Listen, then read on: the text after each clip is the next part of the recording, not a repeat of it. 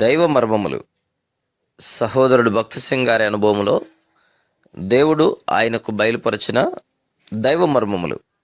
జనవరి 9. దేవుని రాజ్యము భోజనమును పానమును కాదు గాని నీతియు సమాధానమును పరిశుద్ధాత్మయందలి ఆనందమునై ఉన్నది. రోమా 14:17. ఇహలోక ఆనందం ఒకరు కలిగి ఉన్న ఆస్తి వలన కలుగుతున్నది.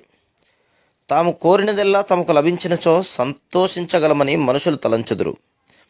అయితే త్వరలోనో ఆలస్యంగానో నీ జీవితమందు ఆశలు నిరాశలగును. నిరీక్షించినవి దొరకకపోవచ్చును. ఏవేవి నీకు సంతోషమునివ్వగలవని నీవు తలంచితివో వాటన్నిటి యొక్క ఖాళీతనము అంతమున రుజువు చేయబడును.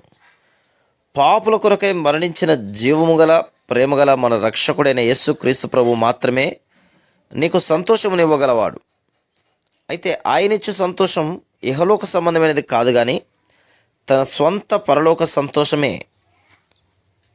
మనలో నివసించుటకై వచ్చిన పరిశుద్ధాత్మ దేవుని వరమగు నీతిని మనలో ధారాళముగా పనిచేయనిచ్చును.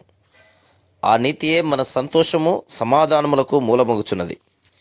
దేవుని ఎదుటను మానవుల ఎదుటను నీతిమంతులముగా కావాలని ఎన్నో ప్రయాసలు పడెదరు. అయితే మానవులు దేవుని నీతి అని అనుకొనుచున్నారో